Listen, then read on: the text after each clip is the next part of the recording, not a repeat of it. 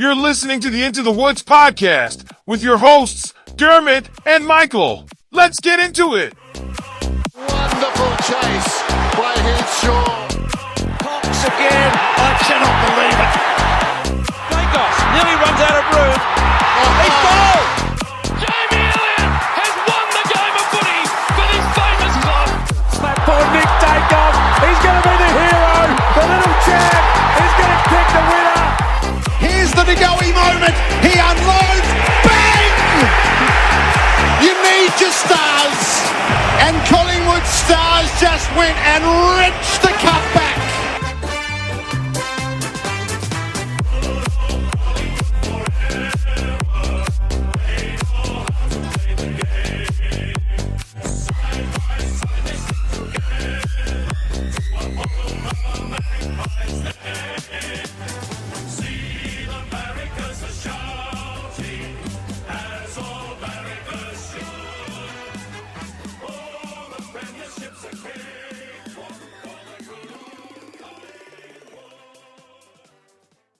Welcome to Into the Woods. I'm your host, Dermot, and for the next hour or so, we'll be talking about all things Collingwood. If you're watching us on YouTube, be sure to give this video a thumbs up and subscribe to the channel. For Spotify and Apple listeners, a 5-star rating will be greatly appreciated. Make sure you hit the bell icon on any of those platforms to be notified as soon as new episodes are released. You can find us on X at Into the Woods Pod and on Instagram at Into the Woods Pod 10. Once again, I'm joined by Michael. How are you, Mick? Good, thank you. That's exhausting. That Yes. new intro. That new intro, yes. Oh, Well, I did offer to do it for you. I think it's good for my development. I'm ready to take the next step. that last bit, the hit the bell icon, kept on saying hit the bell button icon thing. I don't know. Kept on fucking it up. Fucked it up on the last podcast. Didn't even notice. But yeah. Anyway, it's the buy round. There's no footy this week, Mick. The listeners probably think, why are these idiots here? What have they got to say? There's nothing to talk about. Oh, the footy world never stops, especially with Collingwood. There's always news and things to talk about when it comes to Collingwood, isn't there? Yes, seems to be the way. Yes, sorry, I'm finding it hard to garner the enthusiasm you have. But no, there's always plenty to talk about, and we've got a few things. I've got developments on the on the Tom. Oh, what? So I say Mick instead of Tom, and you get away with saying the bell icon button for the last 3 weeks when there's no freaking button. It's just a bell icon. There's news on the Tom McGuan Watch segment. All right. Well, we can talk. We can talk. Developing news. We could talk about that in hot topics. So, Yep. have you got anything to say before we run through all the hot topics? No, I want to talk about the cricket. Can we? Go on now. Well, Actually, I forgot. Sorry, well, I'm going to tell you right now. I forgot. I was staying at my girlfriend's last night. I forgot to check the cricket scores. You're incorporating your girlfriend into the segment. I reckon I've mentioned her twice So you in the don't- whole time that we've done this podcast. So you don't just come across as this pathetic little individual who only lives for his podcast. I'm sorry.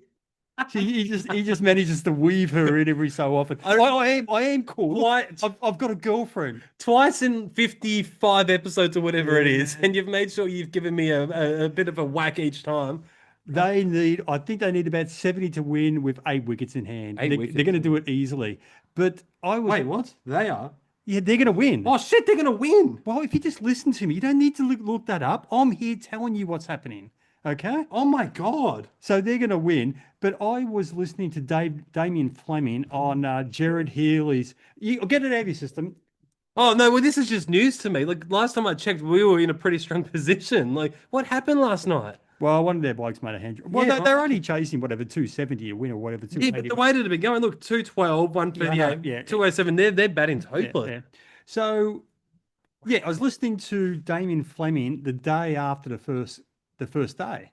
He was talking to So Jared. day two. Day two, no, before day two. Oh. At the wrap up of day. Can you just let me talk for a while? You're crying out loud. At the end of day one, he was talking to Jared Healy. I'm rattled now.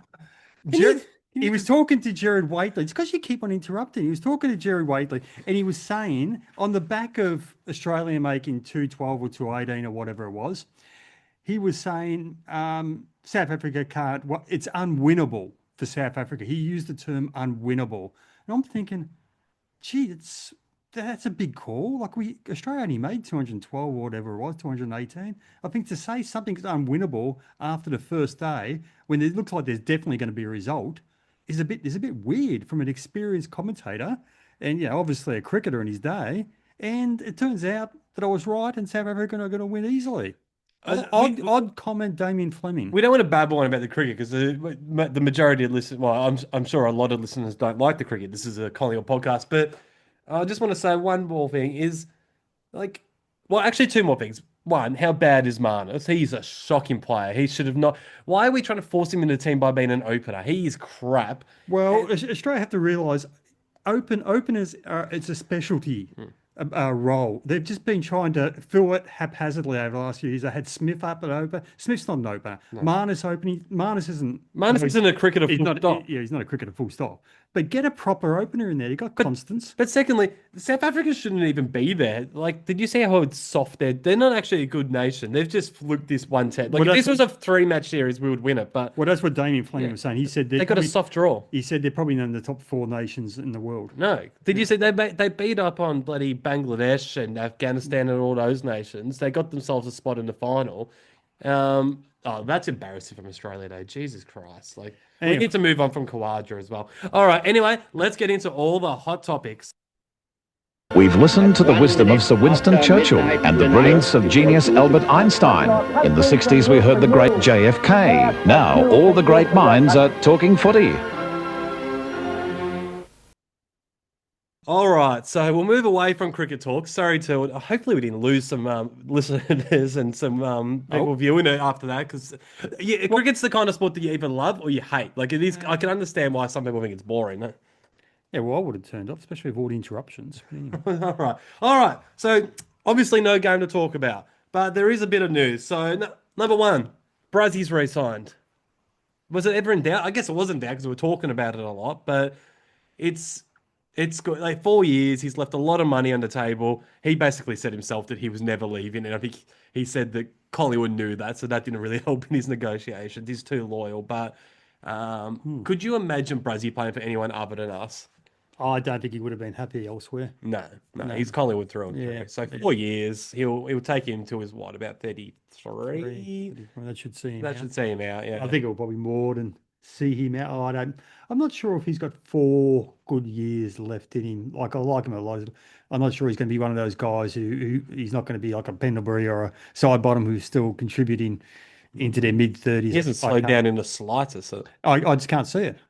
My football eyes have been watching him 50 years, and they tell me he's not that type of player. I don't know. No, we see guys like Corey Emright and Luke Hodge and guys that play a similar kind of position to Brazzy, and they were able to play until they're sort of like 32, 33. Yeah, and very different. So like Hodge was really there as an on-field coach. But he was still good. Even in his Brisbane days, he was still good. Yeah, he was all right. And Emright's last year of football, he was All-Australian.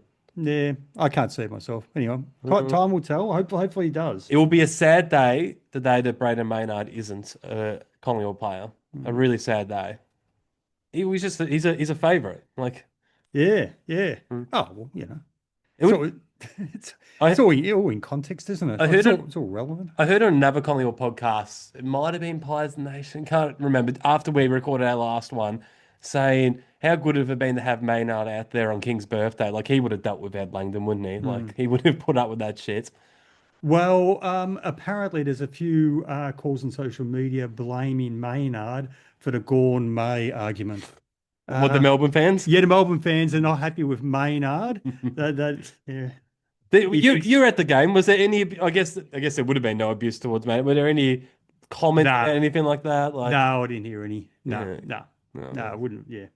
While we're talking about re-signings, it sounds like Pendles is about to ink another 12-month extension, which, touch wood, unless injuries, would 100% get him to the game's record. So you think he would probably get within maybe 5 games of the record, but maybe 10 to 5 to 10. Well, yeah, at the end of this year, and then he'll easily get there next. Yeah, he should get in within the first 10 rounds next year. You reckon, depending on. So despite even now that he's signed this contract, we won't feel any need to, I guess, hold back when it comes to resting him, because I've heard a lot of people say don't rest Pendles. We need to get him to the record, but he's going to get there easily now unless he gets injured. So I hope it was never a consideration. I doubt it. Whether we played him or not played him. I don't think Pendles cares about that kind of stuff. Like, exactly. like when it happens, I'm sure he'll take it and be like, "This is great," but like I don't think he definitely doesn't play for those kinds of things. A bit like the Goey, like the head the Goey doesn't care about anything really other than finals footy. Like, well, I hope all players have that attitude. I hope none of them care about. Like we're at the back end of last year when the Swans rested Heaney for the last round or two. They didn't care about the Brownlow. At that stage, he was kind of one of the hot favourites for the Brownlow. he was suspended anyway. No, there was a game he could have played. He was rested for the last round of the year. Yeah, that's what I'm talking about. Yeah, but by that point he was already suspended. No, there was a game he could have played when they rested him. Believe me, because the commentary at the time was, "Isn't this good?" Yes, good counter argument, Dermot. Yeah, well, I can't come back from that. The commentary at the time was, "Isn't it good? Sydney are focusing on what's really important, which is the premiership." Didn't do any good, as it turns out. But they basically they were saying they didn't care about the Brownlow. So he was in a position to play a game, but they rested him. He wasn't suspended. Fair enough. All right. More news. So we're going to move away from the re-signings and we're going to talk about a few trade targets, because Cal Toomey came out on his podcast, Gettables, and said that he reckons the feeling around the AFL world at the moment is Collingwood have locked in a big fish. Locked in. That's what he said. It's just nobody knows who yet. And he threw out the name Matt Rowell. He said he thinks Matt Rowell is a possibility. He's saying he's not 100% sold that it is Matt Rowell, but he reckons that there's a chance. But it's someone. So I've got a few names here. We'll start with Rowell. You and I were very keen on him at the start of the year when we were talking about this. And if I was to say, he's one of my favourite players in the competition outside of Collingwood. I just love the way he goes about it. And he comes across as just a very likeable character as well. I personally would love to have him, and we talked about him as a Tom Mitchell replacement. Since then, Ned Long's come on the scene, but they are a little bit different, like the size and stuff like that. I wouldn't say no to Matty Rowell, but at the same time, I also don't think it's as important as it was about, 10, 12 weeks ago when we last spoke of him. What's your opinion? Well, I kind of spoke about this on the panel show a couple of weeks ago, and mid last year and at the start of this year, I was calling out for a big body midfielder to offer some protection for Dacos, like just a big body around the ball. So Dacos didn't have to be the hit two player; he could stay in the metre or two off the ball ups. And but of course, Ned Long's emerged. So I think we need to target a different type now. And I spoke about a Zach Butters. And he kept on saying, you can't get Zach Butters, blah, blah, blah. Maybe not. I put him next on my list because I knew you were going to bring him up. So Zach, in the perfect world, I would like them to get a Zach Butters type, a nippy guy. Imagine Butters, Dacos and Long all around about the 22-year-old mark, 22, 23. Them playing for the next 10 years. That's premierships to me. Oh, yeah, it's great. But, I'm not sure if we're going to get it, especially because more news was broken. I think it was Mitch Cleary. Surprise, surprise, Geelong have got a war chest and they can get 2 more gun players, apparently. Yes. And Butters is one of them. Let's just call it now. They are fucking cheats, Geelong. No. They are cheats. I'm declaring it. They are cheats. Everybody go out and bloody talk shit about Geelong. Get stuck into them. They are a disgrace. They did not have the money for 2 more players. In fairness, the local council down there have opened up some farming land for subdivision. So there's plenty to go around now. If they end up with chuck a couple of acres at everyone. If they end up with Harley Reid and Zach Butters, I don't think the rest of the competition will be able to come back from that. Look, I was in Victoria last week and I just drove through Geelong and they offered me a small holding just on the outskirts. I think they offered you something to stay away. It is a little bit dodgy down there. It's a little bit. It is extremely dodgy. It's like a bog down in this. We've spoken about this before. It's the buy round. We don't have as much to talk about, so we can talk a little bit more about this kind of stuff. They're a disgrace. I hate Geelong, and I love that the whole AFL world outside of Geelong are just like united in calling it out and hating on them. Like, this is the only thing that Collingwood and Carlton fans can agree on, for example. Like, everybody knows that there is something not right there. Remember that episode a couple months ago where you had a realisation of why you hated Geelong? Because we were talking about that Collingwood history. And you said, oh, that's right. That's why I hate Geelong. You couldn't work it out. I'm thinking, how can you go around hating somebody or something? And, That never happened. I know exactly why I hate Geelong. and not know what it was. I hate Geelong because when I was a kid, they beat us in the 07 prelim, the 09 prelim, the 11 grand final. Did you dream this? I've always known why I hated Geelong. No, you said something along those lines. Anyway, keep on going. All right, so a few more players. So, are we going to bother talking about the Bond? Is he? I heard since I wrote these notes, it's come out that he is getting closer to re-signing with the Dogs now. But at that point, when I actually wrote these notes, I hadn't heard that. So it's now looking less likely. But He's never leaving Footscray. He was never going. Talking about media beat up, it's nonsense. Well, until it's official, we can continue to dream, I reckon. No, I'm telling you, he won't be going anywhere. He's not going anywhere. We get him. Petrarca's the other one. The other one I heard the other day. Well, I hope. I don't particularly want Petrarca. It depends on what you have to give for him. It all comes down to what the deal is. So yeah, he'd be nice on our side, but for how much trades, how much money, all that type of thing. He's a hacker of the football.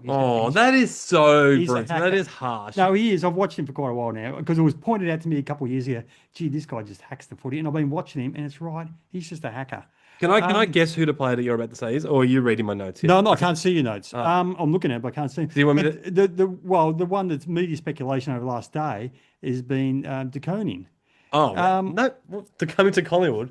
Yes, There's no media speculation. I dreamt. So I can dream about anything I like in the entire world. The world's my oyster. But I choose to dream of Tom De Koning possibly coming to Collingwood. Let me look this up. It's speculation on Twitter that he might be. Twitter. But I don't. Again, in Collingwood. Anyway, let's not worry about that. Let's just talk. Let's not worry about what other people say. They can look up that if they want to. I just want to see what. So yeah, there's a little bit of speculation. There's nothing coming up on Twitter. Oh, okay. Obviously, I just dreamed I read that. The same way that you dreamt that I was talking about Geelong. It was probably one of my episodes.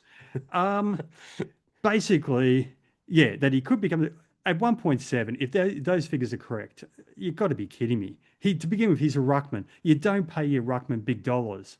And secondly, he's not worth that anyway. I wouldn't mind him at the club for maybe $900 a year. And thirdly, he's not coming to the club. There's no rumours. I don't know where you're. Did you read like a joke thing or something? Because I've noticed on your Twitter, you get sucked into a lot of like things that are just clearly a joke. I'm going to go on. Anyway, so I'll just dismiss my input, Dermot. What have you got on your notes? Well, I'll talk about a player that's actually properly rumoured to leave, not just some like Twitter beat up that one person with 0 followers posted. Sam Flanders from Gold Coast is rumoured to be on the trade table and open to leaving. He is a very, very, very good footballer that's just can't quite fit into the Gold Coast engine room with Rowe and Anderson and Tuke Miller. And he's probably fourth in line, but he played really good footy in the midfield last year, or as a high half forward that then became a permanent midfielder around the ground. He also spent a bit of time off half back last year and looked really good there. He's just a gun. He was close to top 10 pick. He might have been 11 or 12. Just a really good player and has had a shocking season. Playing too deep, I reckon, in a forward line, just not being able to get his hands on it. I would love to get Sam Flanders.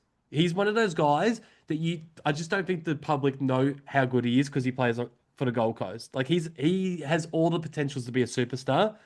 And I reckon a little bit in the same bracket as a Houston and a Perryman and the likes. Like they played for interstate clubs. People didn't really know how good they were. I reckon Flanders is in the same boat. And we could get him cheaper than, obviously a lot cheaper than a Butters. We could get him cheaper than a Rowe, a Petrarca. And he's only, what would he be, 23, 24? I imagine. I think he was was he the same draft as Rowe and Anderson? He might have actually been in that same draft as those two. So one to keep your eye on. I reckon, yeah, if we've got a gun locked in, I think the chances of it being a Butters, Petrarca and Bonds is kind of, it's not very high that it's one of those guys. So it's more likely going to be a Matt Rowe or a Sam Flanders, I reckon. So we'll see. We'll see. All right, so this could be a very quick hot topics. Do you have anything else that you want to bring up before I end this segment with a bit of a debate that I've got into? Well, I don't know. I get mixed up with our segments. What things I can say in what segment? You say, oh, that should be left for a latter segment, or you should have said this earlier.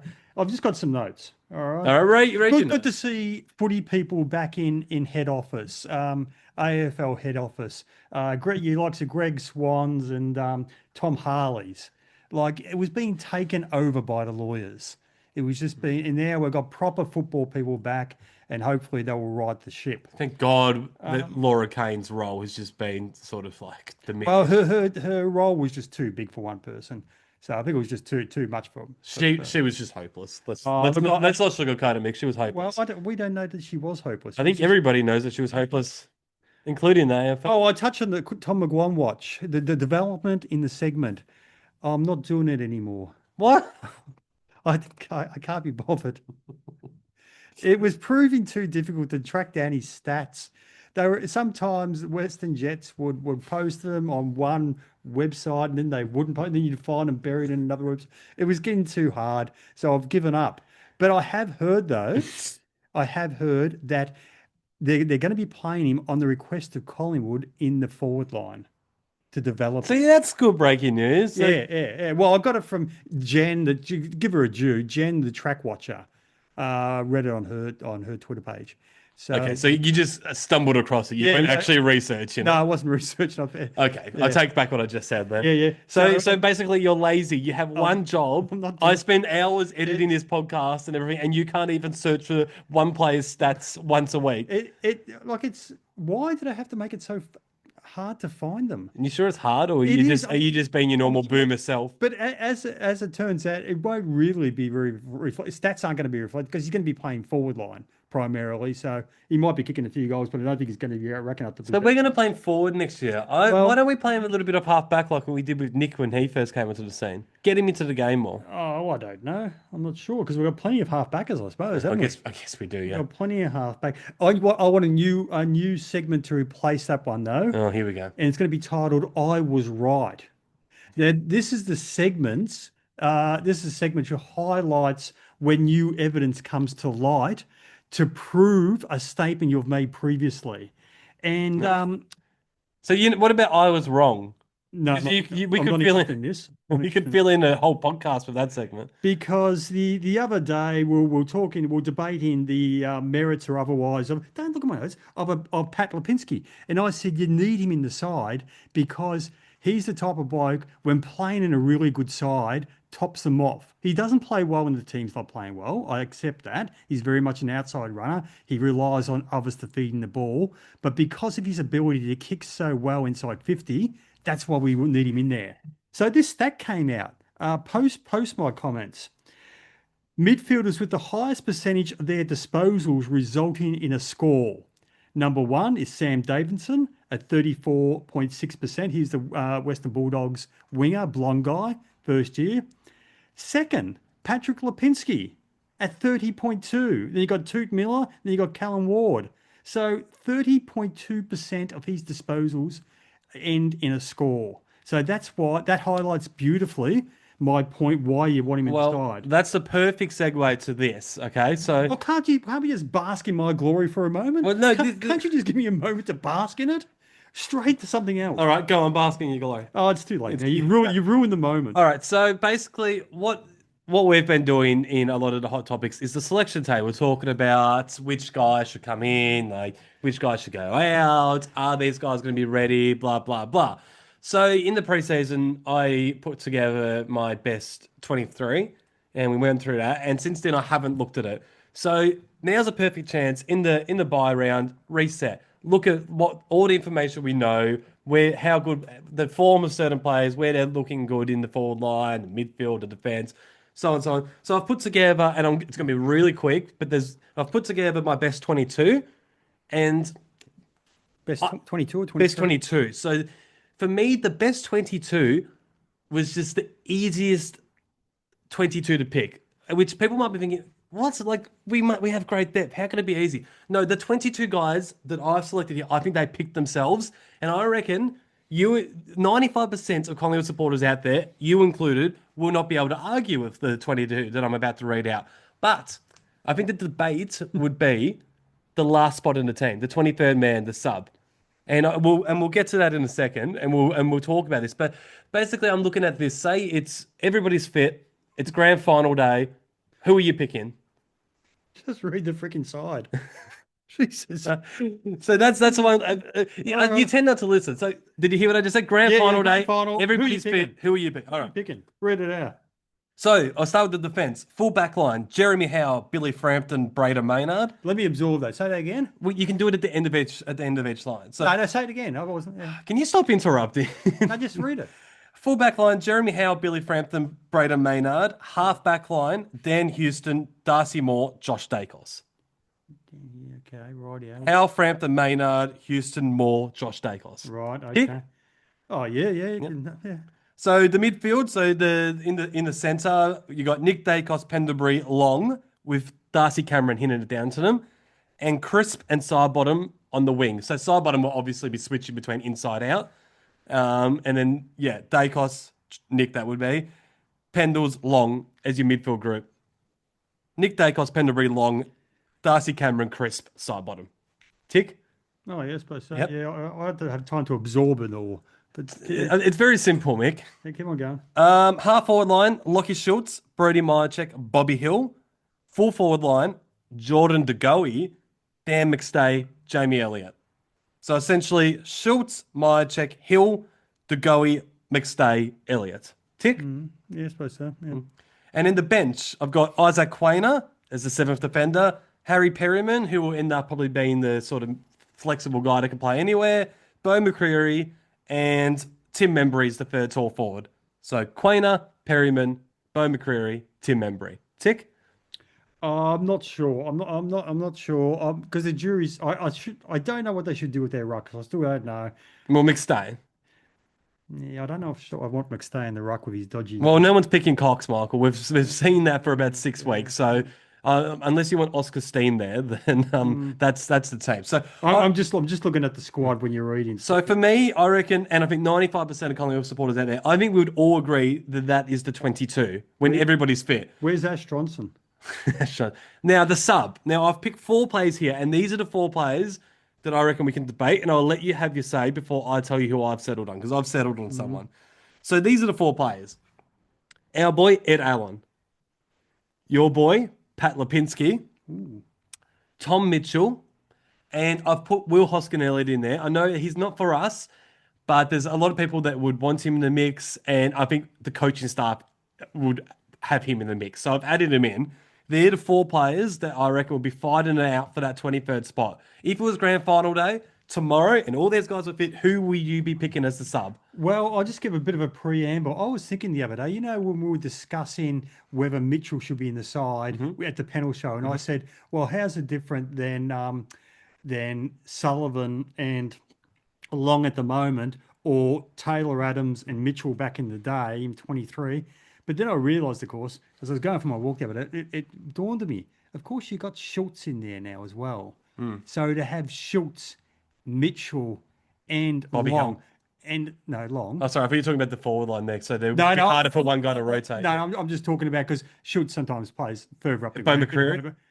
No, I'm just talking about guys who are a bit challenged in the leg department, who can't run and spread. Sorry. How many would you have though?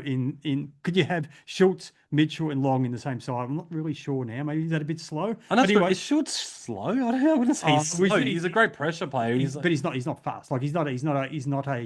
He doesn't break the lines, does he? No. He doesn't break the lines of the ball. But anyway, well, I want Hoskin-Elliott. No way. Okay, so we're putting in line through Hoskin-Elliott, just for us. So Well- Ed Allen, Pat Lipinski, Tom Mitchell. Well, I want Lipinski and Ed Allen. Well, you can't have them. You can't have them both in unless you're willing to drop Quainer, Perryman, McCreary, or Tim Membry.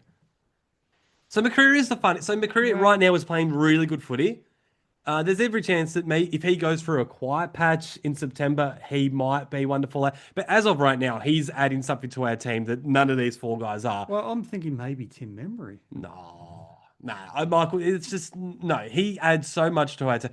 Yeah, they No. look, good. They're at their best. Best 23, once again, very rarely happens. And I know what you're going to say. It might happen in the finals. It happens in the finals But- more than you would think it would. Yeah, but No, but we're not even debating Membry. He's in the team. no, well, I can debate him if I want. You can't tell me what, This was meant what to to be. think. This is meant to be very simple. Who gets the last spot? Give up this podcast, and you can just say It's what you very think. simple. Who gets the last spot? Tim Membry isn't up for I grabs. don't agree with the premise.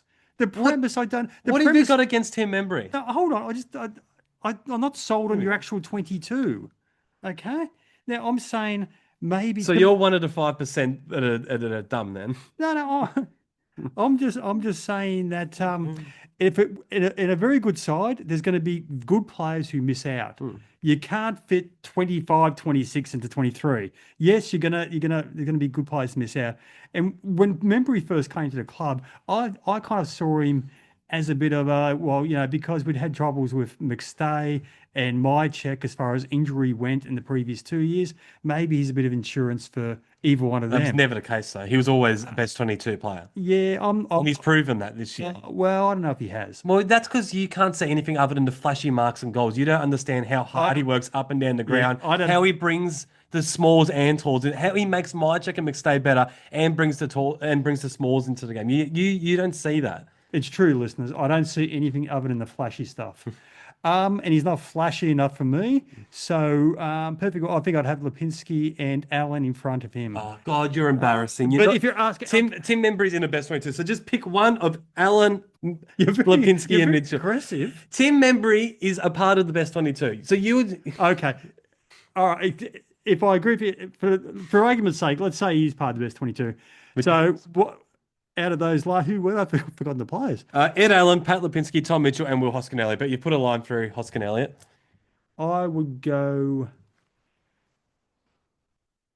I don't know, Lipinski. Well, you're just talking him up, saying this is why he's best 22. I'm right. So Lipinski. But I didn't know I had to be wedded to your 22 to begin with. Well, I didn't know I couldn't argue that. Well, because But I there you go. don't think there is much of a Yeah, there debate you from go. that 22. For When the- your bench is Quainer, Perryman, McCreary, and Membry, most people with half a brain would say that they're all locks in the team. Lipinski. Lipinski. You're going Lipinski over Ed Allen? Oh, well, yeah, I suppose. Okay, in your ideal world, you are dropping Membry, aren't you? And you're playing both of them. Yes, I would be. Thank the Lord that you are not our coach. Yeah, Thank the Lord. I think we're okay off for height with Mychek and McStay down there, and Ali, we all know, can take a grab over his head. He's not averse to doing that. So I got the Goey there as well. And the Goey, there you go. Well, you're arguing against yourself. No, I'm not. Yeah, especially with the Goey there. Yes, definitely Membry out. Definitely Membry Oh out. yeah, definitely Membry out. If the Goey's back, yep. Definitely Membry out. For the 99% of the listeners that disagree with Michael, don't worry. Membry's not going to get dropped. So for me, I'll give my bit. So yeah, Quainer, Perryman, McCreary, and Membry at the bench. They're not going to get moved. So I like Michael put a cross through Will Hoskin-Elliott. Bit harsh, I know, but like. No, it's not. No, it's not. So originally I thought, well, who do I want out of Ed Allen and Pat Lipinski? Because I thought Tom Mitchell, he's just not the sub type. But then I thought about it. Say it's grand final day. Tom Mitchell's your sub. How often do subs come on and make an impact anyway in the last quarter? Come on and just absolutely rip a game apart. They break the lines. Like, it doesn't happen a lot.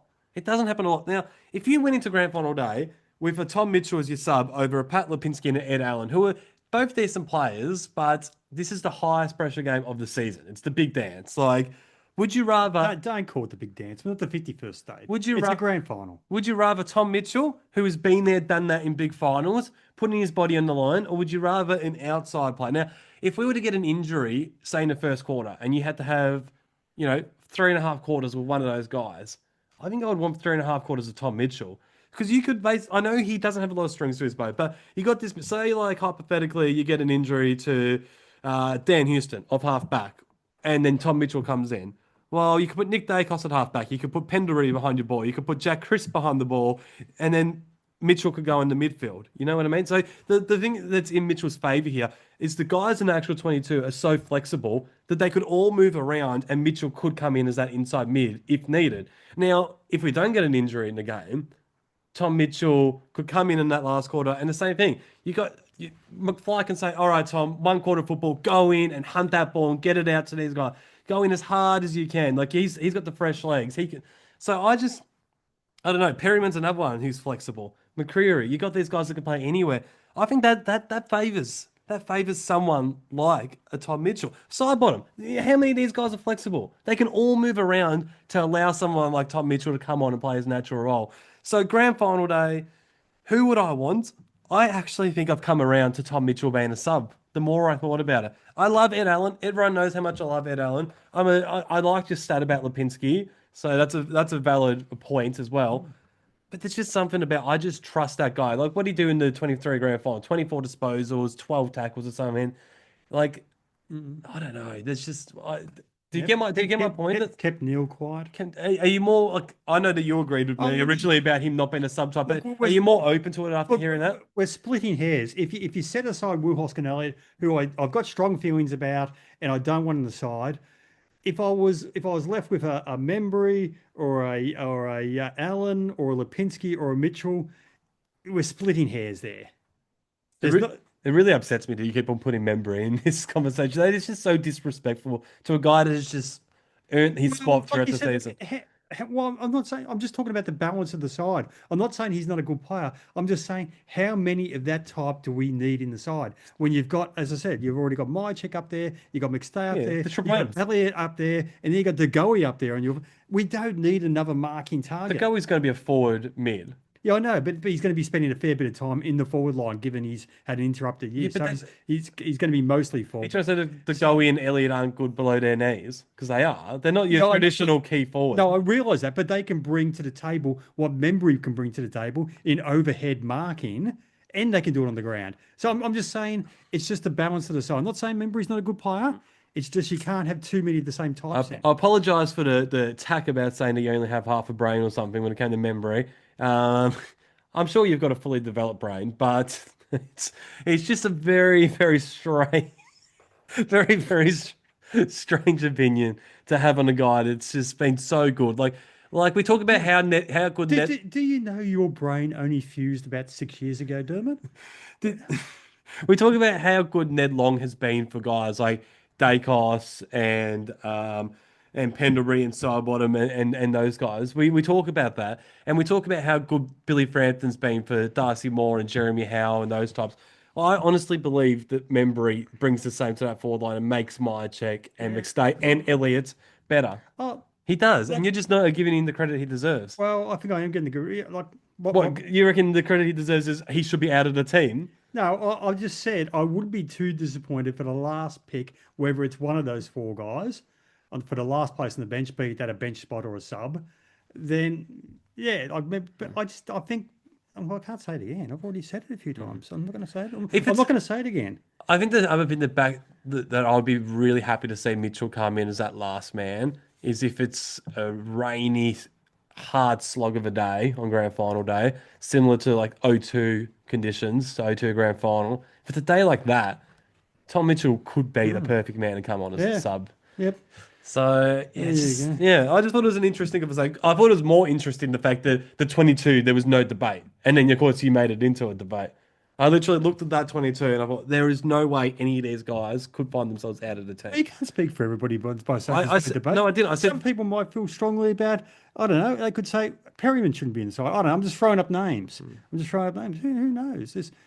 Like I said, because there's going to be good players in a very good side, their best 23, there's going to be good players miss out on it. Perryman's not missing out. No, I'm just using him as an example. Don't start debating. No. But like I said, the only one I could possibly see from the 22 is if Bo McCreary is going through a quiet patch around September. Bo McCreary always goes through a quiet patch. Yeah, but as of right now, he's played really good footy and he adds something that nobody else does. He only gets his 10, 12 possessions. No, but it's what he does with those 10 to 12. Like at the moment, he's playing beautiful footy. Well, he's playing okay. He's very inconsistent. He didn't play that well on the weekend, McCreary. Okay, but like maybe the 4 weeks prior, he was playing very well. Bits and pieces here and there. Yeah, You're a very negative individual. McCreary is an impact player. That's what he is. He's a moments player. And he does that. But like with all moments players, all impact players, there's going to be weeks where he doesn't touch it. That's just nature of the role he plays. All right. Anyway, let's get into the Julian Rowe Medal. Been pretty good, Julian Rowe. He's been better than pretty good. He's been a forward that has presented for them today. Michael's complaining. What were you saying? Oh, how are we getting into the Julian Rowe Medal when there's no games? Are you bringing up? I told you to have a look at what our predictions were at the start of the year. Shit, no. In terms of the eight, I have to do that. Why can't you do that? I give you one job. I said go back to the start of the year and look at our top eights and our Brownlow prediction and our Coleman prediction. And he couldn't do it. Like, I'm busy abandoning my Tom McGuan watch. I'm too busy in the middle of doing that. And yeah, I simply forgot. And I'll give you credit. That was a good idea, but I forgot. So why don't you go back and do it? All you have to do is listen to the first episode. Because we're recording now. No, why didn't you go back beforehand? You told me I asked you to do it. Why would I do it? I do everything else. When I asked you to do it, you said you would do it. You do everything. I literally do everything else. We'll do it in the bye round in between the round 24 and the finals. How's that sound? Well, not as good as if we'd done it the hard way, Mark. But anyway, keep on going. Hey, I saw. Did you happen to listen to that Derek Hine podcast I sent you? No, I haven't yet, but I will. Yeah. Derek Hine, the former Collingwood recruiter, was on BT's podcast a couple of weeks back, and really good. I highly recommend it. And they said to him, who's the one player you're most disappointed didn't make it? And I knew exactly who he was going to say. Jane Stevenson? Sean Rusling. Oh, yeah, he was good, wasn't he? Yeah, straight away he said he was a terrific talent, fantastic talent. Just couldn't, as we all know, couldn't get on the park, and that remains his biggest disappointment.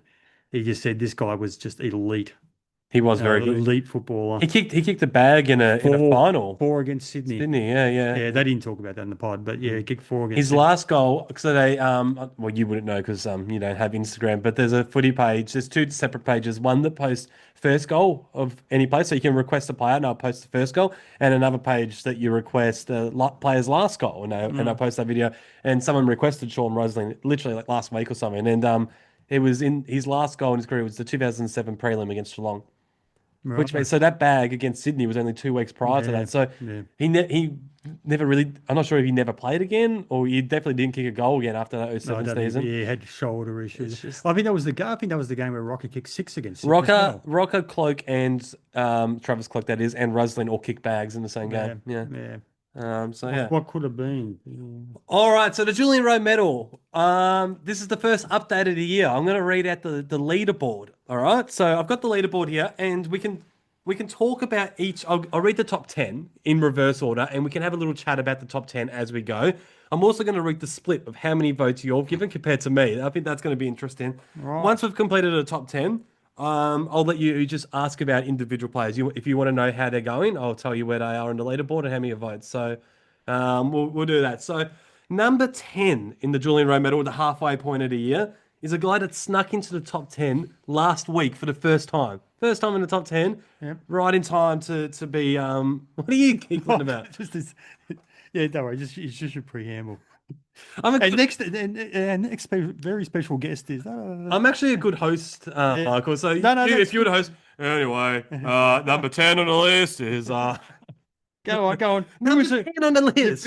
Number 10. You've built up the suspense. Who is it? On 50 votes, the man that nobody knows, Harry Perryman. Harry Perryman on 50 votes is at number 10. So let's talk a little bit about Perryman. This isn't going to go long because Mick knows nothing about him. I know nothing about him. He's not flashy enough for me. So before we talk about it, we'll rate the split. So he's on 50 votes. I've given him 23 of those, and you've given him 27. And I've given him 27. I've never seen him play. You're literally. This is proof that you just guess your vote. So you have So hey, you start off talking about because you clearly rate him more than I do. I know he came from GWS. I know that. No, he's been playing well. A bit of a halfback flanker. Can take a run in the midfield. Very versatile. Very professional. Very cool. cool head. This is what I hear from Carol, my next door neighbour. She It sounds like you're trying sticks her head over the fence and tells me about Perryman. It sounds like you're trying to talk up a player that hasn't come to the club yet and nobody knows anything about him. yeah. People know what position he plays. What do you want me to say about him? Yeah, you're right. He is as versatile as they can. We recruited him obviously as an inside mid, and I reckon he's played about 3 games as an inside mid this year because of the amount of times we've needed him in that defense. He's an absolute rock down there. And what's he on? He's on a hell of a lot, 900 a year, I think it is. And people have been criticising, how could Collingwood give Harry Perryman 900 a year? Well, one, we got him as a free agent. So you need to give a little bit extra if you're going to get them for free, essentially. We didn't give up any picks for him. So 900 a year doesn't tell a full story. And secondly, we are 6 points clear on top of the ladder, and Harry Perryman, in our opinion, is a top 10 player at the club in the first half of the season. So he's obviously more than playing his role. So anyone that's saying he isn't worth the money clearly doesn't watch a lot of Collingwood. So anyway, very, very good start to the season for What are those 5% you spoke of earlier, the morons, if they don't agree with you? It's one of the 5%. Oh, well, I guess they're morons. Yeah. At number 9 on 64 votes is Jack Crisp. Another consistent year from Jack. He's sort of played mainly as a wingman, just more playing his role than anything, I reckon. But then he has had a couple games where he has starred when we've needed him as an inside mid, like that Freo game comes to mind. The splits here, let me have a look. You've given him 40 of those votes, and I've given him 24. So Right, yes, I've rated him. Yeah, I think he's been good for us. Yeah, well, you've given him a lot of votes after he's had 2 disposals in half a footy, so on. So, well, yeah, I'm more of a guy. I look at when the game's set up, so that I weigh that heavily on the winning quarters. There's been, there's games this year we've won with 91 points against Port, and we've had our 40-point wins here and there, and 50-point wins. I put the Q in the rack sometimes in the last quarter. That's just junk time. So my votes are heavily swayed to when the game was set up. Do you know for a fact that these games where he had 2 disposals in the second half were over at halftime? Because if they were close games, then you've got no leg to stand on. I know for a fact. You know for a fact? Yeah, absolutely. What if I told you I got stats to back up that you're lying? No, I'd maintain my stance. All right, I don't actually have anything, but I wish I did. I called your bluff. You didn't. You call okay, wait till the next podcast when I have time to actually do some digging. Okay, so this is the funny part. So the top 8, if you were to say to me that any of these 8 players were leading, I'd say they deserve it. So it's just incredible how many players we've had that are at an elite standard. Because remember last year, when we were doing this, it was Nick Dacos, Daylight, Darcy Cameron, Daylight, and then basically nothing after that. Yeah. So this year, it's completely different. So at number 8 on 88 votes is that man, Darcy Cameron, all the way down at number 8. Oh, is that low? He's that low. Yeah. If you said to me he was leading, I would say fair enough. He's had an outstanding year. No, his last month hasn't been as good, hasn't it? Hasn't been bad. I think he was good against Max. No. Well, I just said he hasn't been bad, but he hasn't been as good. So you've given him 42, and I've given him 46. So I've slightly rated him a little bit higher than you, but basically about the same. I reckon Darcy, he is one that could go up these rankings very, very, very fast. So I reckon by the end of the season, he could easily be top 3. But I just thought that when I was looking at this, that was the most interesting part. Darcy Cameron, I would have assumed locked for top 3, but we've got him all the way down at number 8. And number 7, another huge surprise. Probably a guy I don't know what could have been definitely winning, but yeah, got him at number 7 on 96 votes. Jamie Elliott, all the way down at number 7. He's second in the Coleman Medal. Second in the Coleman Medal. Maybe this says more about us than him. But so you've given him 48, and I have given him 48. We've both given him 48. So I think that's fair, isn't it? If we both have it on the exact amount, we can't both be wrong, can we? We can both be wrong, yes. I'm not sure if that's possible. It wouldn't be the first time we were both wrong. Dude is literally second in the Coleman, and we've got him ranked as our 7th best player. Yeah. So in equal 5th position. So there's 2 players here on 97 votes. So both of these guys are only 1 vote ahead of Jamie Elliott. We have Jeremy Howe, and this one a bit of a surprise, Scott Pendlebury.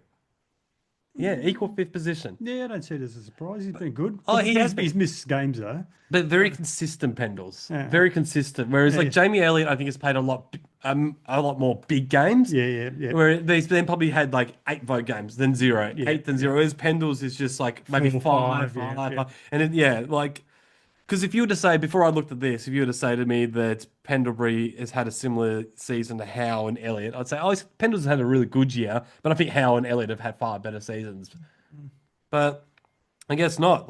And both of them are just like, what's Pendlebury? 37. He's going to be 38 next year and still playing. Jeremy Howe, 34. This is just insane that these guys are still at this level at this time of year. But and we'll talk about Jeremy Howe a little bit later in the pod. Spoiler alert. I've got something to say about Jeremy Howe. I'll say it now. Well, we're talking about these players. Well, Jeremy Howe, I stumbled across during the week, and I think I had known this, but unfortunately, he played exactly 100 games for Melbourne. Yes, I know. Yeah, His sons aren't going to choose Melbourne.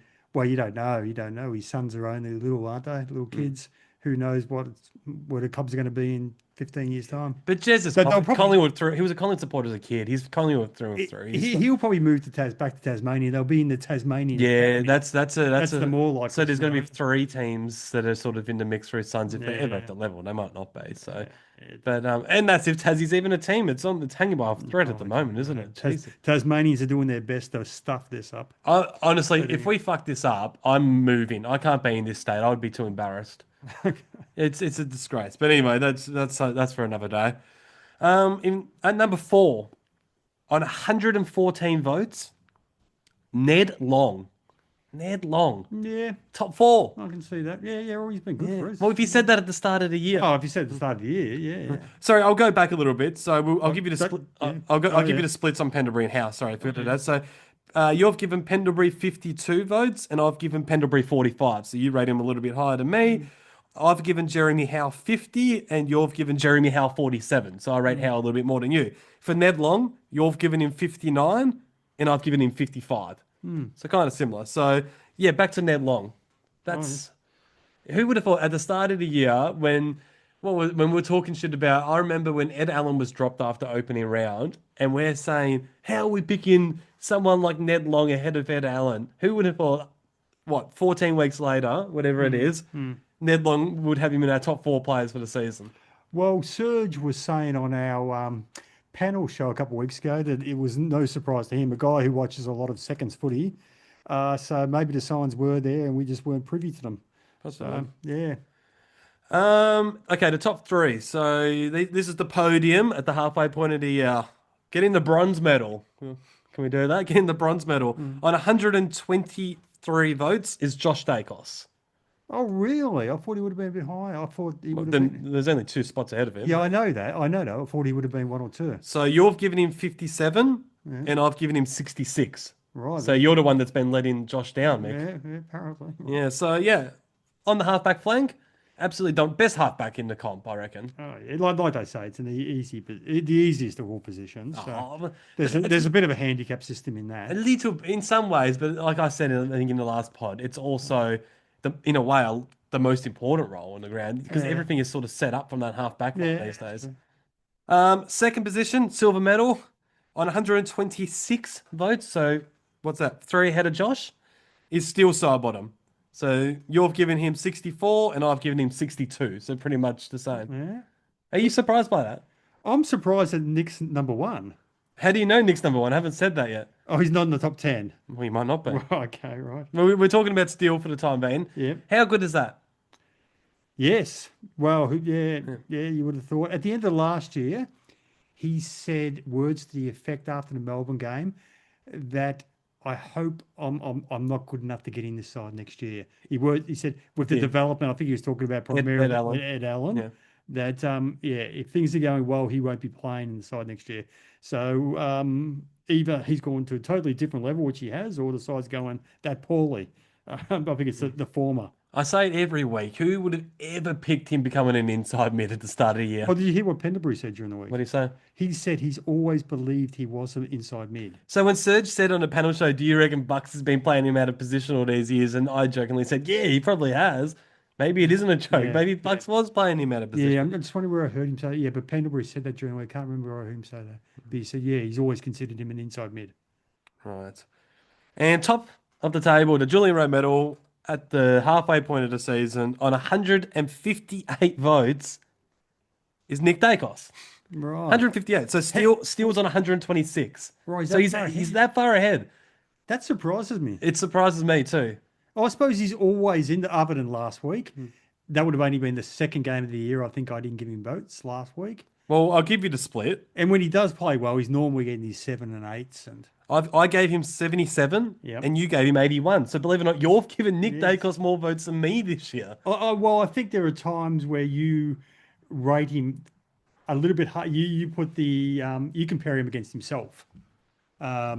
No. Yeah. Well, hold on. You I were just think a lot of people do. I'm not just you. A lot of people in the media compare Dacos against himself. you were just saying that you're surprised that he's that high. So and now Yeah, you're saying that I haven't given him enough votes. So No, you can't have a vote. no. There's a subtle difference, a difference that I can't articulate at the moment. But the difference is subtle. You're giving him 4 more votes than me. So it's not like it's not like I'm like 20 behind you. Literally, but there are individual games that he's performed very well, but you've compared him against the Nick Dacos standard instead of comparing him against the industry standard, if you will. again only 4. It was 4 votes different between the two of us. But yeah, the boys on Pies Nation were talking about the other day. They said, wouldn't it be funny if he won the Brownlow this year? Yeah, the year that, like he was I think his season in 23 and 24 was far better than so far this year. And who knows how he ends the year? He could end the year in just amazing fashion. But if he keeps on going the same way he is now, which is good, but not at the same standard as 23, 24,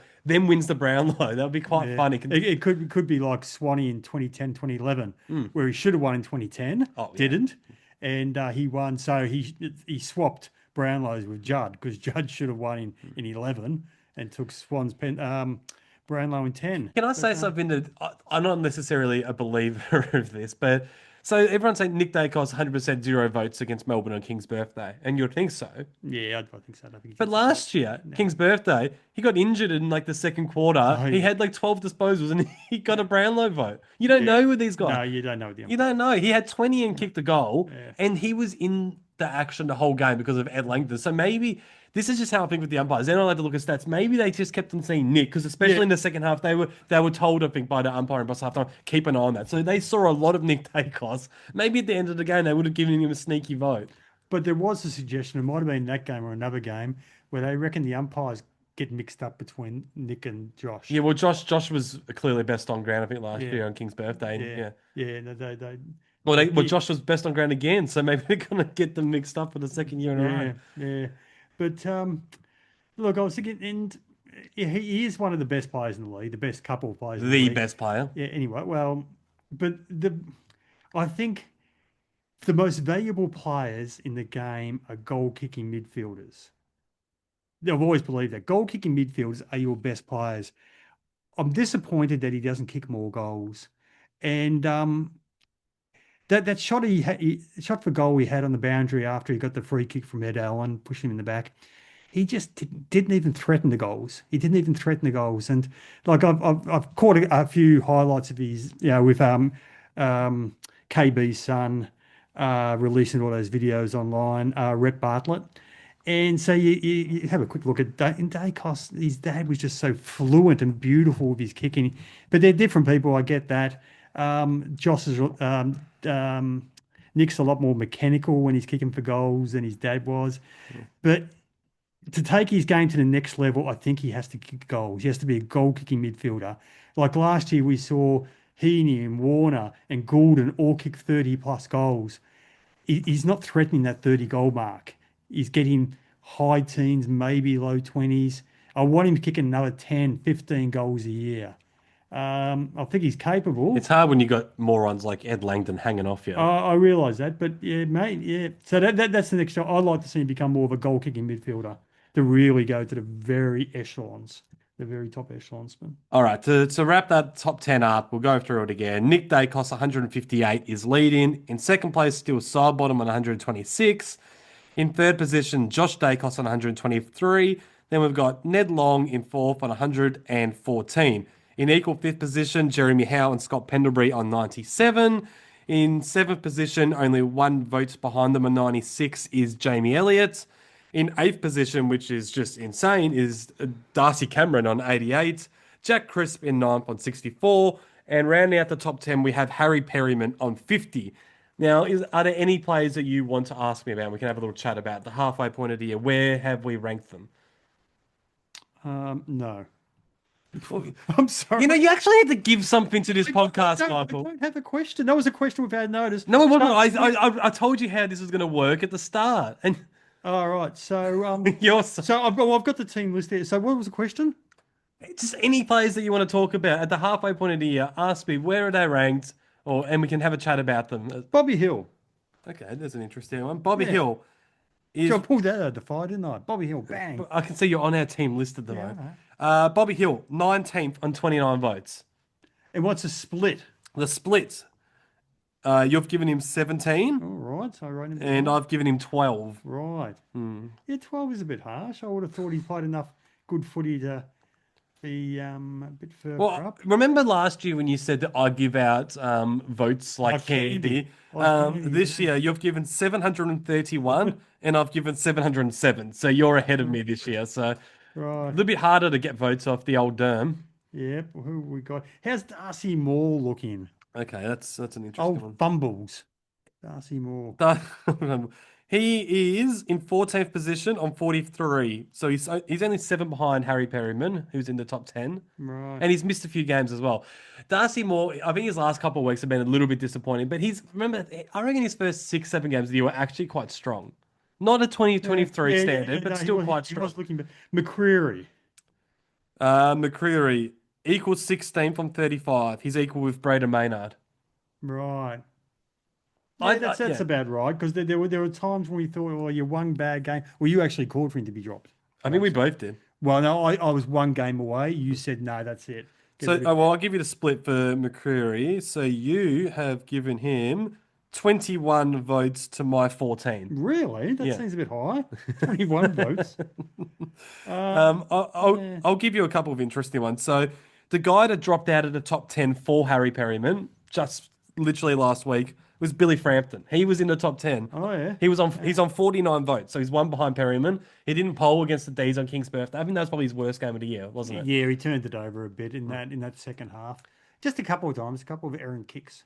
But overall, he's just been outstanding for us this season. Like, remember, he missed the first 3 games of the year because Reece McGuinness was ahead of him. Yep. So to be top 10 going into last week after missing the first 3 games really says something about his season. So, yeah, he's changed everything in that back line, because you and I were just so concerned about that last big key defender to help support more and how. We've got him now. I think I said in the preseason, we can't be relying on Billy Frampton week in, week out. He's a guy that should come in as cover for an injury, but he's not a best 22 player. Well, boy, was I wrong. I was wrong. Yes, you were wrong. Hold on. Let's have a look at the splits for Billy. You've given him 24 and I've given him 25. So pretty much the same, yeah. Yeah, he's been a lot better than I thought he would. I wanted him in the side ahead of Reef, but he still hasn't got my full confidence. That was the first time this year he's really struggled with ball in hand. Yeah. Yeah, so hopefully he's just a bit sound to come final, so he gets back to his soundness. A couple more players that I'll talk about and then see if you have anyone else you want to speak of after this. In equal 12th position, so a little bit behind Perryman and Frampton, both on 44 votes, Lockie Schultz. And I think that's really good considering how much football is missed due to hamstrings and concussion and the like. Like, if he hadn't missed any football, I reckon he would be easily in the top 10 right now. Yep. And also on 44 votes, Isaac Quainer. Well, I reckon about 3 weeks ago, he would have been right near the bottom. He would have probably had less than 10 votes until about 3 weeks ago. 44 now. 44. So what position is he at? Sorry? What Equal ranking? 12. Equal 12. Oh, yeah. Schultz and Quainer. Right. Okay. What's Oscar want? A friend of the show, Oscar, is harassing me. Friend of the show. Is there breaking news? Is there? No, this is. Why are you reading text in the middle of this? All right, cool. So, is there anyone else that What's Art Reaney want? Sorry. Come on, keep on going. All right, calm down. I thought maybe something fantasy football related that I need to get on top of. Is there anything else you want to talk about in the Julian Rowe Medal before we get into the Who Am I? Well, I didn't even know we were doing this. So no, nothing. Nothing. You- Oh, who am I? Oh, all right, here we go. All right, let's get into Who Am I?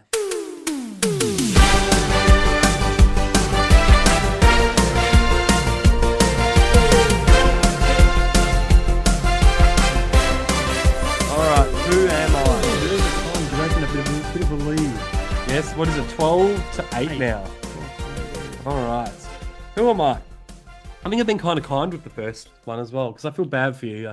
So Don't take pity on me, please. I think my I question. don't need your pity, Dermot. I don't think you're very good at picking obscure players, and you're not very good at knowing when to what questions should be at what amount of points. Because go back to the Henry Shade one, and This can't be Mick Irwin. but go back to Henry. You told me for 5 points that he played for Gold Coast, and at that point it was just you should have said a rival club. I've actually got a story about Henry Shade. So you're saying I've been too generous.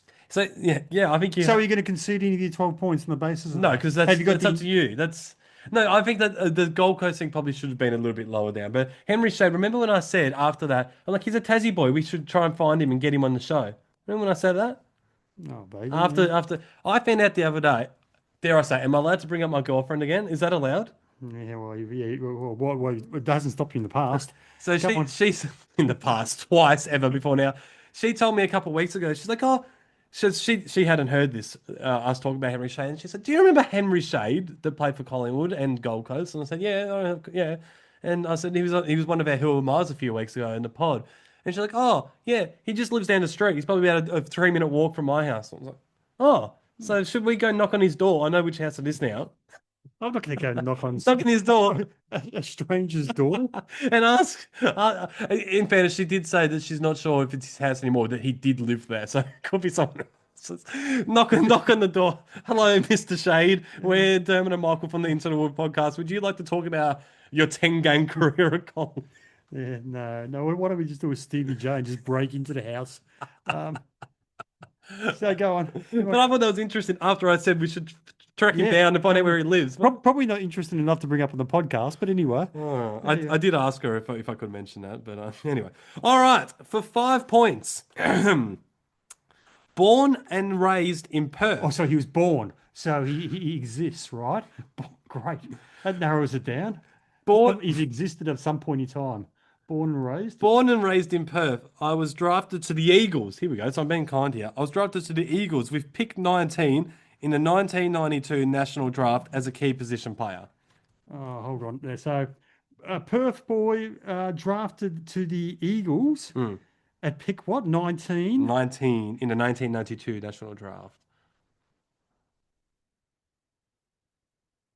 You need to speak. Yeah, I know that. I'm allowed to think. I'm thinking Walker? Not Tristan Walker. The other Walker, centre half forward, had a lot of injuries. Was he from WA? 1992, key position from Perth. Oh, I don't know. I could probably get it if I think a while. Yeah. Let's move on. Okay. All right. For 4 points, I would stay on the Eagles list for 2 seasons, but failed to play a game due to a serious knee injury. You really aren't as generous as I am, are you? 1990, 2 years. So got there in 92, left in 94. Serious. Oh, freaking Walker kept on having knee injuries. Tristan? No, the other Walker. I can't remember his first name. Tristan Walker. Not Tristan. How many times do you want it is not Tristan Walker. It's another Walker. Hey, calm down. Played in the mid-90s for Collingwood at centre half forward. The fact that you don't know this person exists indicates it's probably not him. Jesus. All right. You need to, if you're thinking you need to speak. Yeah. Well, I'm thinking in my head. All right. I'm thinking in my head. All right, we're going to go. Unless there was a bluff and it was Walker. You could, or Tristan Walker, when you know full well. What was his first name, though? Walker. Okay, we're going to move on to 3 points. Yeah, okay. All right. At the end of the 1994 season, for 3 points, at the end of the 1994 season, I'd be traded to Collingwood for pick 12 in a national draft. Which, when you think about it, it's a bit of a rip-off. This guy was pick 19, played 2 seasons without playing a game, and then all of a sudden we trade for him and he's pick 12. Anyway, at the end of the 1994 season, I would be traded to Collingwood for pick 12 in the national draft. I'll make my long-awaited debut in round 1 of 1995 against the Blues, collecting 19 disposals and kicking a goal. These are very stingy clues. 3 points, that's all you give me. Well, he's kicked a goal, got 19 possessions against Blues, first game in 95. He came from WA.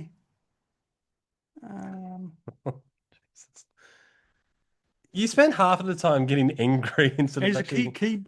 Did you say he was a key position player? Key position. Oh, this has been... Why can you... It's like you want to punch me. Your definition of key position, so he could have been a ruckman. He could have been, but he wasn't. No, I'm not saying he is. No, but you're not saying he's not. So I've been thinking full centre half forwards type of thing. Well, he could have been. I'll be kind to you here. He was a forward. We're pretty generous. Oh, jeez. I'm still thinking Walker. Because he had a lot of trouble. I'm just thinking he was. I've got a feeling he was from WA and he was there about that time. I just can't think of his first name. Do I have to have his first name as well? I mean... What was his first name? No, it wasn't Andrew Walker. Andrew was the Carlton player. Yeah, he was the Carlton player, yeah. Really, in this Walker, he was a really talented footballer. Well, I'm happy for you to lock in Walker if that's what you want.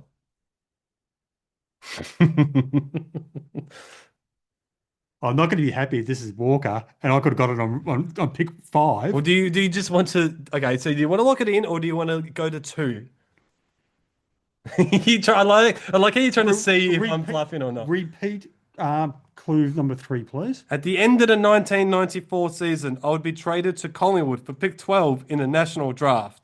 I would make my long-awaited debut in round 1 of 1995 against the Blues, collecting 19 disposals. That's pretty good for your first game, and a goal.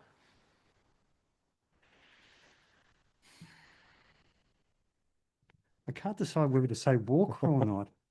Okay, you make your decision 5 seconds, otherwise we're going to 2. No, this is too long. Okay, go on. Oh. Go on to number 2. For 2 points. I'm not going to be. Just a warning. I will not be happy if this is Walker. With who? Me or you? I won't be happy with the world. The world. The world as a whole. Well, you can say Walker, but anyway. Due to 3 knee recos at the Pies and 4 in total, I would only manage 13 goals from 16 games before getting delisted by the Pies at the end of the 1997. However, I was redrafted by Collingwood in the 1999 draft, but failed to play a game and was officially out of the system at the end of the 2000 season. Well, I didn't know that. I was going to say it's definitely Walker, but I didn't know You've changed your mind again. I didn't know who's redrafted. Like 2 years later. Yeah, 2 years. Well, 1, yeah, 2. Read the call again, please. Sorry. Due to 3 knee recos at the Pies and 4 in total, so 1 at the Eagles, I would only manage 13 goals from 16 games before getting delisted by the Pies at the end of the 1997 season. However, I was redrafted by Collingwood in the 1999 draft, but failed to play a game and was officially out of the system at the end of the 2000 season. So the 1999 draft, so that's when Mick Malthouse has come to the club, and he would have coached him at WA. He would have coached him in Perth, this guy. What years were Malthouse at the... Well, we finished bottom in 99. So Malthouse came to the club at the end of 99, at the start of the 2000 season. Yeah, but what year was Malthouse? Because if this person... You just said it's the 1999 draft. Yeah, but you're saying that this guy was coached by Malthouse at West Coast, are you? Yeah, well, if he was at West Coast in 92, Malthouse was in West Coast in 92. Yeah. Right. So I'm going to say Walker and... First name? Oh, you said before you didn't need his first name. You said before, what Tristan Walker. No, not Tristan Walker. How many times do I have to say it's not freaking Tristan? What was his first name? I want 5 points for this, if this is right. Yeah, I know. Walker's first name. I can't remember Walker's first name. Jesus. Can you please speak into the microphone? I can't remember Walker's first name. I remember all about him. Very talented centre-half forward. Tony Shaw reckons was one of the really talented players he's ever seen, but just couldn't get in the park. Okay, let's lock in Walker, and if it is Walker, then I'll let you have it. Right. Locking. It's not going to be Walker, is it? Locking Walker, and then you go to for 1 point. yeah, Walker. For 1 point. In a recent video posted on SEN social media pages. Now, this is right down your alley because you live on Twitter, so you might have seen it. Okay, it doesn't sound like you have. In a recent video posted on SEN social media pages, Bucks claimed that I was one of the best players Bucks claimed that I was one of the best players who hadn't made that was. The way that I type this out is very messy. Do you want me to read? No. Bucks claimed that I was one of the best players he had seen that didn't make it at the top level. He described me as a gangly type, a little bit awkward, and a cult hero. He then went on to say, if I got the chance to play 200 games, then I would have been very good. Did you see the video or not? No, I didn't see the I video. thought that you might have seen the video, No. so I thought that would have given it away. No. But I butchered that. I was writing that when I just got out of the shower, so I wasn't paying attention. And the answer is I am Lee Walker. Lee Walker. That could have been 5 points. I know that's the same as me the last 2 weeks with McCaffrey and Scotty Burns. I got after 5, but didn't back myself. Lee, yes. Lee Walker. Lee Walker. He really was a good player. This guy, he kept on doing his knees. 4 knee recon. Really talented. And apparently did his shoulder a couple of times as well. Which I left did out, it, a bit of everything. Good player from what I heard. Good reports on this guy. Yeah, became a firefighter. Did he? Yeah. I didn't know to redraft him back, so that's 3 points. 2, you bloody. It's not cheating. Oh, I could have got. Come on, I really should have got it to 4. Should have got. You said his name at 5. I said his name. I got a little bit nervous. I'm, oh fuck! Like he's about to overtake me in one big hit here. 12-10. But you've fought back a little bit. Yeah, so fought back a little bit. Yeah.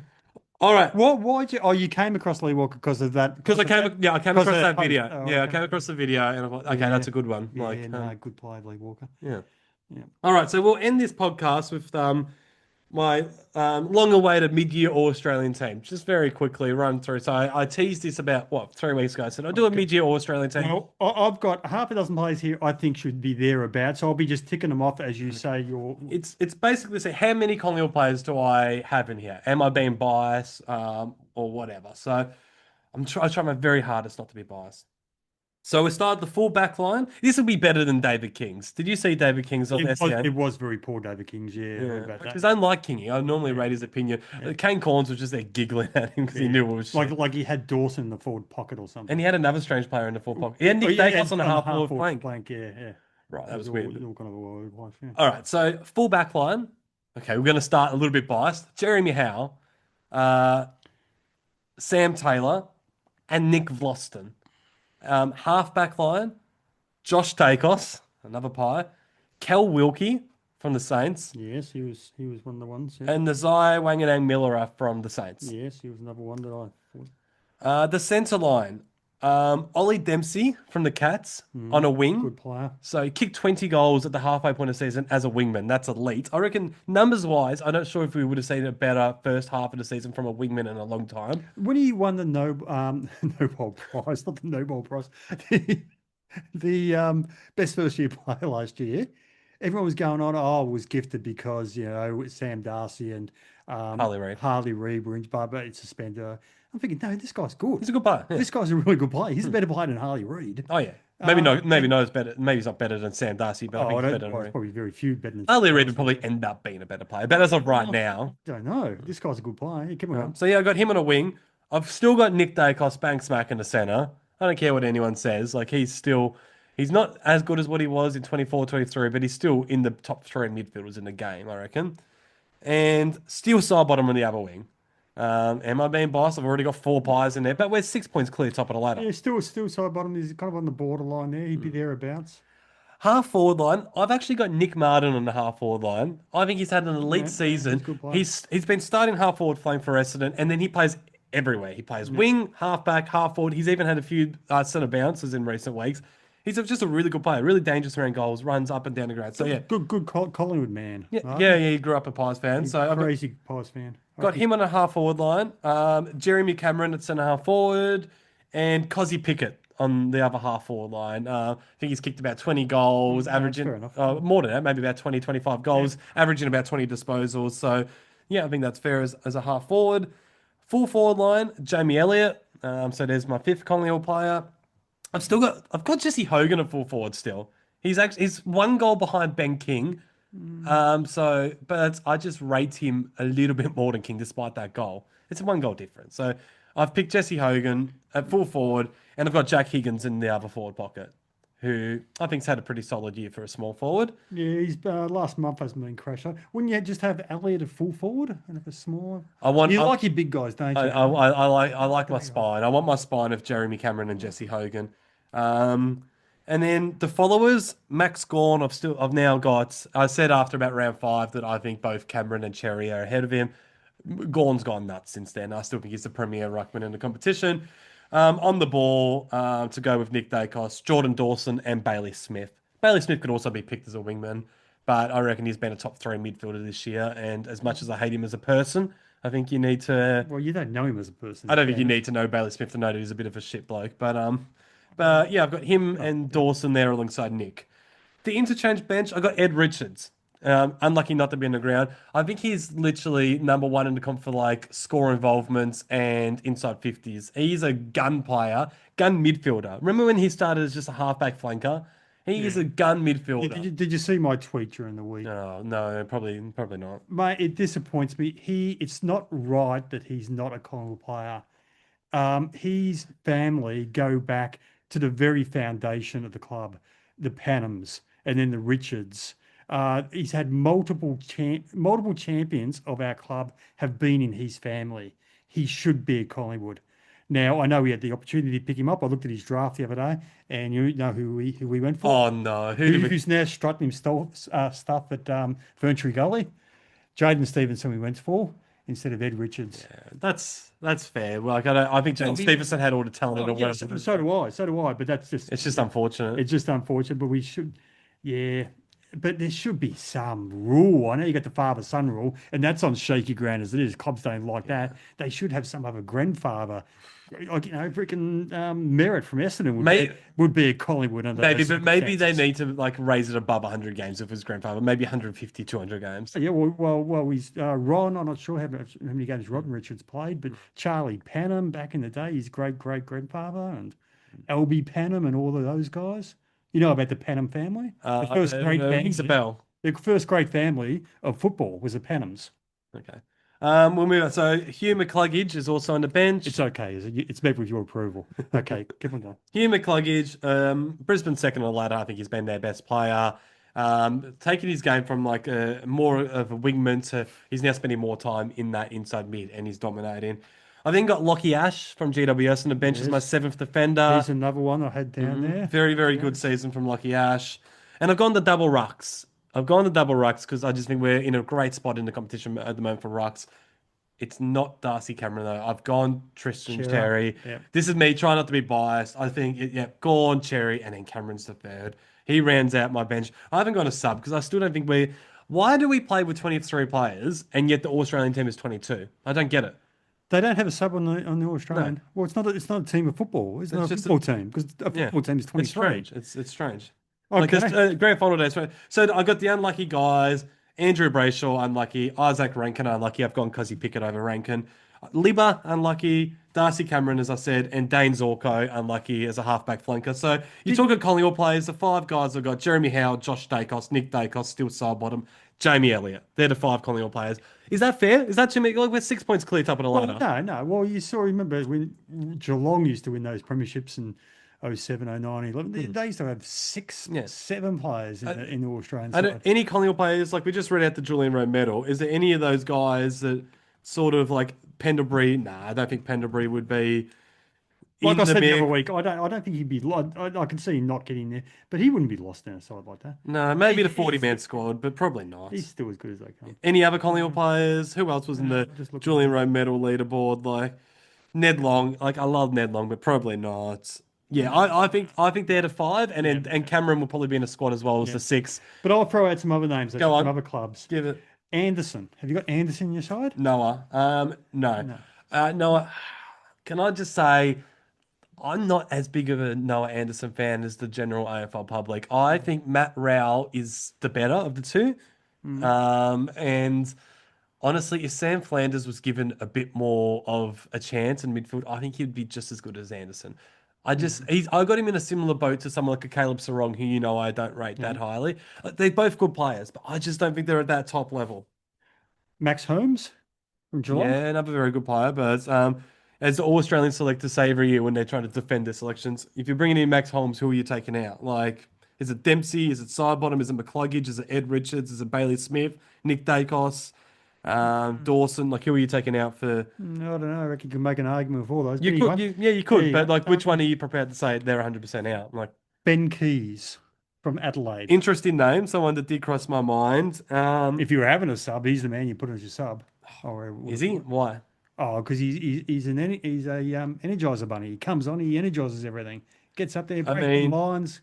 I would probably have him in a similar. I would probably have him on a half forward flank instead of Nick Martin if he was in my team. Yeah, I reckon he gets in front of Martin. I don't think he does. I think Martin. Well, obviously not. You put Martin. I think Martin is. There's not many players on the comp that are like Nick Martin. He can literally just float around, do whatever he wants. I reckon I'll go as far as to say the most underrated player in the comp, Nick Martin. I think he's an absolute star, and that hurts because I hate Essendon. Ben Long. Yeah, another player that a lot of people would have in the team. No, I just simply didn't like it. At the end of the day, I've got Elliott, Higgins, Pickett, Nick Martin in the forward line. No, fair enough. That's the last of the questions. I think the one that was probably until like maybe last week I would have had Rankin ahead of Pickett, but I think Rankin's starting to slow down a little bit and Pickett's going the other way now. So that's probably the only one that I'm really, and I guess. I really did toy with Darcy Cameron over Cherry, but I just took my Collingwood hat off. And I play Supercoach and Fantasy, and I know how good Cherry's been this year because he's a star player. Like a lot of people that are watching this probably don't watch a lot of North Melbourne because they're dog shit. But take my word for it, Cherry's a gun player. Yes. I think that's on their sign outside the street. We're dog shit. But like, there isn't a lot like between like Max. I still think is that clear guy. I think Cherry and Cameron. There isn't a lot between the two of them. And then I think there's daylight between the top three. I think they're the three superstar rucks in the comp. And no Carlton players. Any Carlton players on that side? I don't think there was there? No Cripper. No Charlie. Charlie didn't make it. Oh, Charlie will fill his boots. Is it today? They're playing the Eagles. I think Eagles. Was it tomorrow? Today? Something like that. Yeah, he'll fill his boots there, no doubt. Charlie. No Sammy Walsh. He's going to be out for 4 to 6. So the hacker. They're going to miss him kicking out of bounds on the 4 every week and.